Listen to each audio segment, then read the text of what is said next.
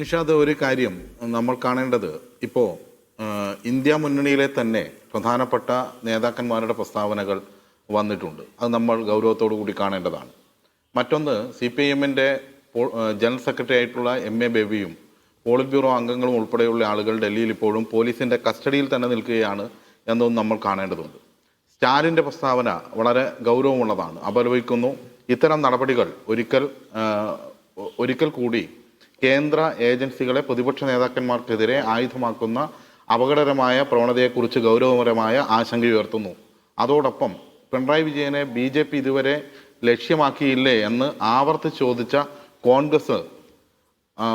കോൺഗ്രസിൻ്റെ ഉത്തരവാദിത്വമില്ലാത്ത ആരോപണങ്ങളുടെ ശൂന്യതയും ഇത് തുറന്നു കാണിക്കപ്പെടുന്നു എന്ന് സ്റ്റാലിൻ തൻ്റെ പ്രസ്താവനയിൽ പറയുന്നുണ്ട്. അതുപോലെ തന്നെ അരവിന്ദ് കെജ്രിവാൾ കുറച്ചുകൂടി നേരിട്ടും രൂക്ഷവുമായിട്ടുള്ള പ്രയോഗം ഇതിൻ്റെ ഭാഗമായി നടത്തിയിട്ടുണ്ട്. കേന്ദ്ര ഏജൻസികളെ ഉപയോഗിച്ച് സംസ്ഥാന തലത്തിലുള്ള പ്രതിപക്ഷ നേതാക്കന്മാരെ ദുർബലപ്പെടുത്താൻ വേണ്ടി ശ്രമിക്കുകയാണ്.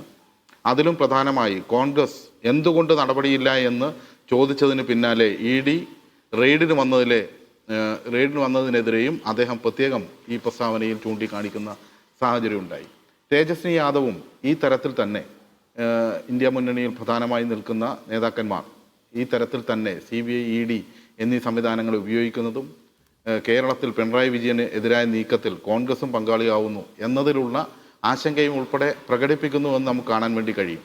ഇത് ഇവിടെ മാത്രമല്ല, കോൺഗ്രസ് രാജ്യവ്യാപകമായി തങ്ങൾക്കെതിരായിട്ടുള്ള ശത്രുക്കൾക്ക് അല്ലെങ്കിൽ സംസ്ഥാനത്ത് തങ്ങൾക്കെതിരായി ഉയർന്നു വന്ന രാഷ്ട്രീയ പ്രസ്ഥാനങ്ങളെ തകർക്കാൻ കോൺഗ്രസ് BJPയുടെ ED നയത്തിൻ്റെ കൂടെ നിന്നിട്ടുണ്ട് എന്ന് കാണാൻ വേണ്ടി കഴിയും.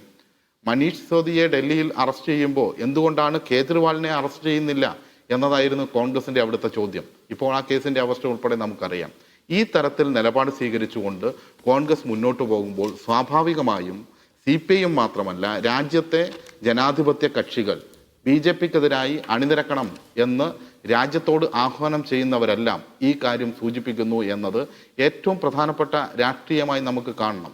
അതിൻ്റെ കൂടെയാണ് നമ്മൾ ശ്രീ VD സതീശൻ മോദിയെ കാണുന്നതിൻ്റെ തൊട്ടു പിറ്റേ ദിവസം ഈ സംഭവം ഉണ്ടാകുന്നു.